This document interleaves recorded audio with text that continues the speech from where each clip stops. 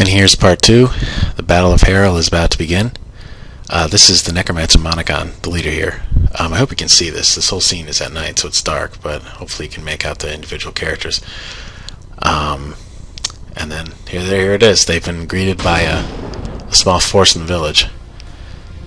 Oh, nice! Here comes the Nightwish. Yeah, metal. But in the middle of this fight, Arius has some flashbacks to Lysander's life. And this one, actually, this is his son. There is Leonard Barca, who, if you played Master of the Wind, you know that he'll grow up to be the supervillain Ketsu. But that's a long way from now. And so it's this contrast between these kind of peaceful memories, and then he's in the fight. Man, I love this song. This is this is an excerpt from the song Ghost Love Score.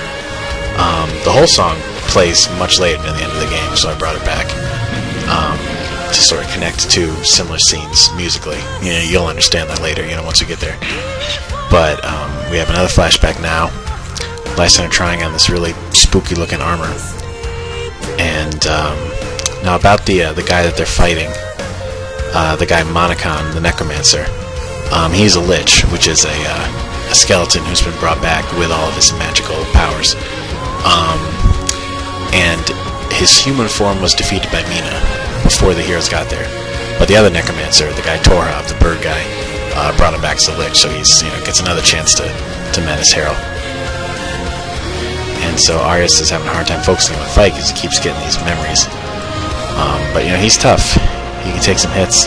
It's the civilians that are really in the most danger. I mean, our main characters can hold their own.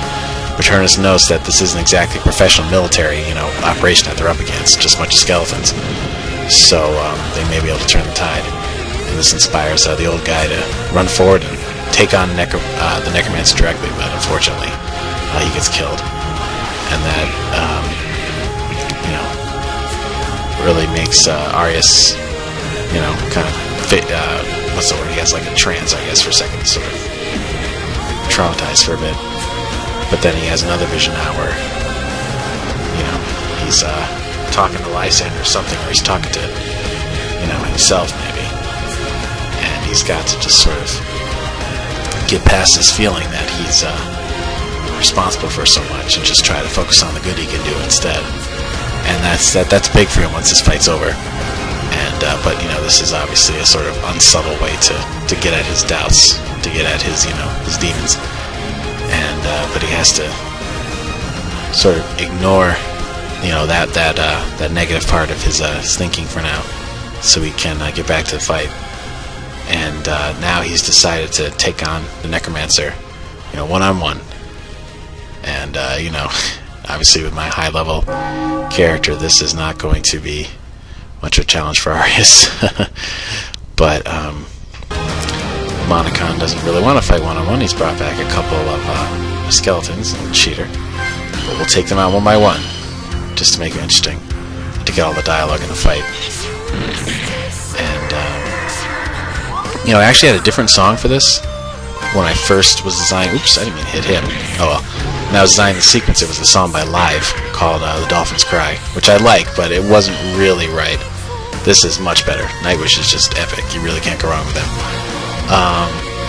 And now the other party members come to help out, and now that they're all here, this guy doesn't have a chance.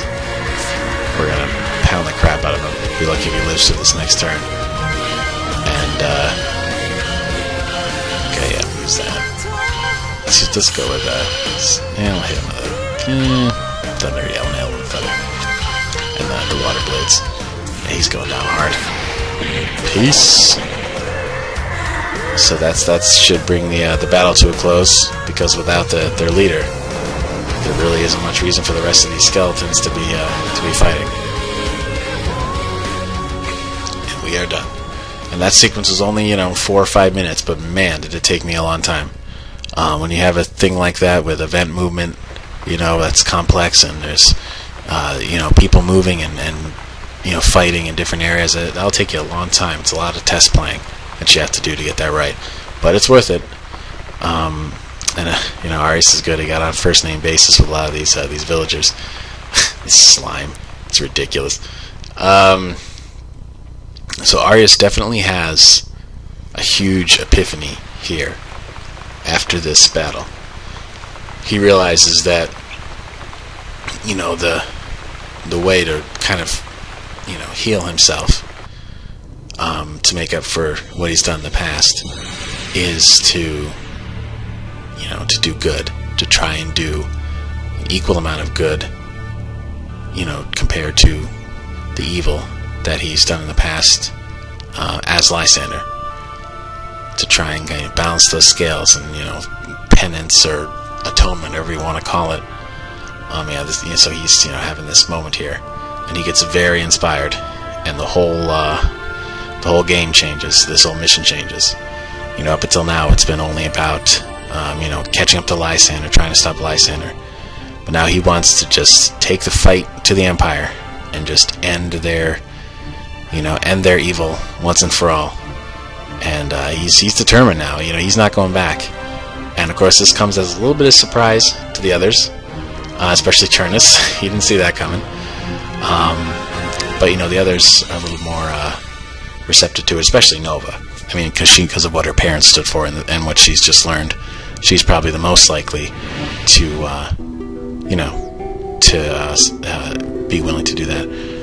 Okay, so we're back in the village, and this guy is the guy's grandfather, and now he's going to take over the item shop. But I don't buy a potion. Gotta support the local business. So I think all the NPCs will say something different now because their lives have changed, and all the kids are back, and that little girl's running around. Man, I don't know if I feel like catching her right now. That'd be a lot of work. And now you see their faces, which is kind of interesting. Nobody lives here still. I don't know what that's about. This old lady's in a better mood because her granddaughter's back. And let's see who else we can talk to. This lady. Oh, that's cute. Let's see what. Hey, out of my way, buddy. The dwarf. Much better. Yeah, I bet. So he's happy to learn archery. And see, everybody's in a better mood. Doesn't that feel good to help people? The water elemental apologizes to me for calling me an asswank. The slime's in a much better mood. It's just happier. Oh, you're talking to him. Whoops. Oh, and then this lady adopted the little boy because his dad died in the Battle of Harrol. Oh man, that's a nice gift. Wow. Those things are powerful. So let's, Noah's got the lowest hit points, so let's jack hers up a little bit. And then Arius has the lowest magic points, so we'll do that.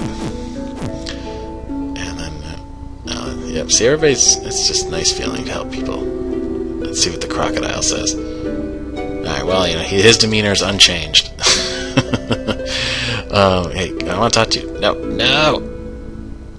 Hold still. Yeah, I guess so. She's walking around with a patch. She got hurt. Who's writing these options? Turnus? Yeah, I'm not gonna tell a little girl that woman should cook, not fight. The heck kind of things I have to say. Alright, so we're leaving now. Speaking of Turnus, he is already concerned about Arius' promises. But, Arius isn't like a politician running for election. He actually intends to keep his promises. And so he says, hey, look, this is what I'm doing. You guys want to come? This is what we're doing. And, Turnus is having a hard time swallowing it, though. Deep down, he's going to do it because he does the right thing when push comes to shove, even if he cusses about it. And the other two are in support of Nova's, surprisingly. Not saying much. Maybe she's preoccupied. But like I said before, she's the most disposed to, this kind of cause. As Arius says, we're going to see just what I can do. Yeah, I guess, Turnus says it's suicidal, which I guess you could look at it that way, but I don't know, they're really good fighters. Who knows? Nothing much done there. So let's get moving. Let's start. Yeah.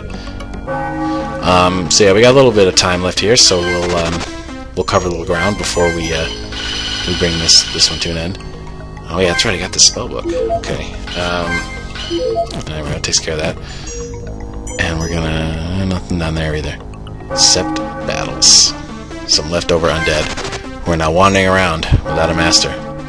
And orcs, who actually do look like those pigs, but enough of those pigs.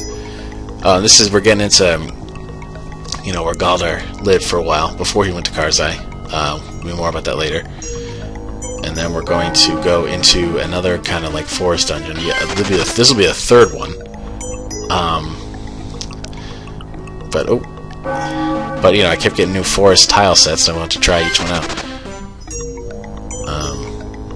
So you're going to want to hear, but first, let's check in with Lysander and Ariel. And they've gone pretty far north, as you can see. They've gotten quite a jump start on the heroes while we've been, do-gooding in Harrol.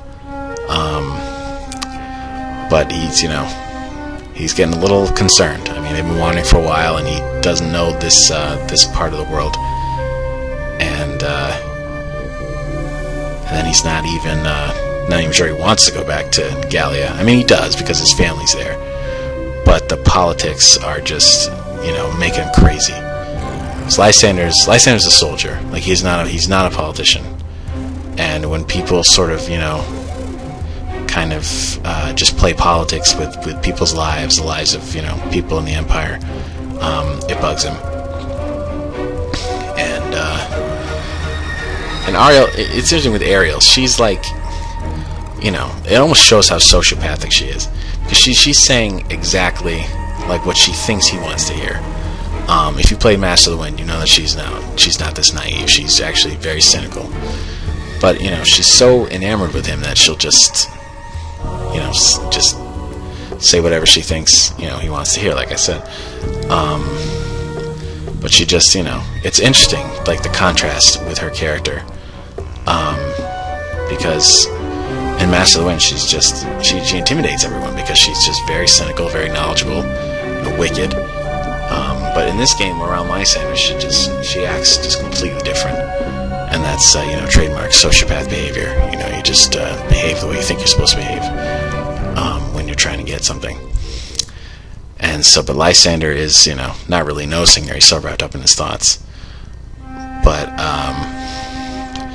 but they're going to keep wandering, and we're going to get into this forest here. Can I save in here? Let's see if I can find a bunny. Let's just, oh, Galdar's getting meta. Yeah, well, he was right, though. Let's see if there's a safe thing over here. If not, no, there's not. Alright, I don't know when I'm going to find one.